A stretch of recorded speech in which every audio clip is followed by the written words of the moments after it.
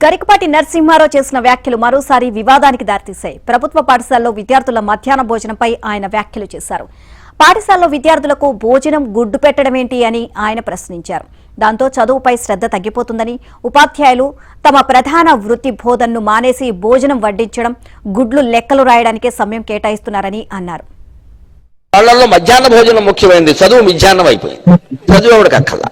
భోజనంలో గుడ్డెట్టారా, గడిది గుడ్డెట్టారా, అన్నం తినేవాడు కోడిగుడ్డు పెట్టడం ఏంటంటే బుద్ధి ఉందా లేదా? చదువుకోమని లేకపోతే వెళ్ళిపోమని చెప్పండి. కోడిగుడ్డు కోసం వస్తావు నువ్వు. ఈ గుడ్లు లెక్క రాయాలి మాస్టర్లు, వాళ్ళ కర్మ కాలిపోయి. చదువు చెప్పక్కల్లా.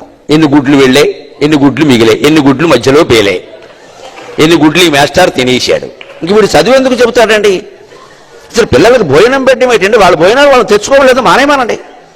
ఇటు పిల్లలకు భోజనం పెట్టి పుస్తకాలు ఇచ్చి యూనిఫార్మ్ ఇన్ని ఇస్తే వాడు చదువుతాడా? శోభనం పెళ్లి కొడుకులో మంచమే కూర్చుంటాడు. ఉభయ తెలుగు రాష్ట్రాల పెద్దలందరూ వింటారు నా కెమెరా ద్వారా. కాబట్టి చెబుతున్నా, ప్రభుత్వం కర్తవ్యం బాగా చదువు చెప్పడం తప్ప పుస్తకాలు ఇవ్వడం, బట్టలు కుట్టించడం, అన్నం పెట్టడం కాదండి.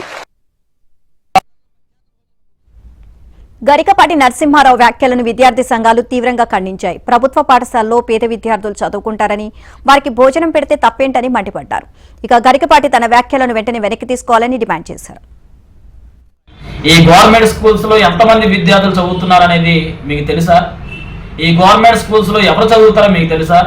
ఈ గవర్నమెంట్ స్కూల్స్ లో పేద విద్యార్థులు, బలహీన వర్గాల విద్యార్థులే ఈ గవర్నమెంట్ స్కూల్స్ లో చదువుతారు. ఎవరు డబ్బున్న విద్యార్థులు ఎవరు చదవరు. కార్పొరేట్ ప్రైవేట్ విద్యా సంస్థల్లో మీరు చదివినట్టు అక్కడ విద్యార్థులు చదువుతారు. వాళ్ళు డబ్బులు లేక అక్కడ గవర్నమెంట్ స్కూల్లో చదువుతూ ఉన్నారు. ఈ స్కీములు దండగానే పదాలు మీరు మాట్లాడుతూ ఉన్నారు కాబట్టి మేము ఆల్ ఇండియా స్టూడెంట్ ఫెడరేషన్గా ఈ మాటలు మేము ఖండిస్తూ ఉన్నాం. తక్షణమే ఆ మాటలు వెనక్కి తీసుకోవాలి.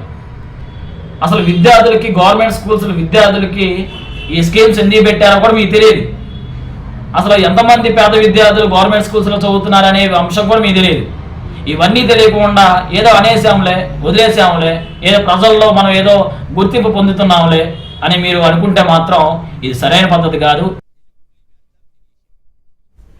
ఇదిలా ఉంటే గరికపాటి వ్యాఖ్యలను వక్రీకరిస్తూ దుష్ప్రచారం చేస్తున్నారని ఆయన టీం ప్రకటన విడుదల చేసింది. ఇలాంటి కుతంత్రాలను నమ్మొద్దని, ఆయన ఎప్పుడూ పేదల పక్షపాతి అని చెప్పుకొచ్చింది.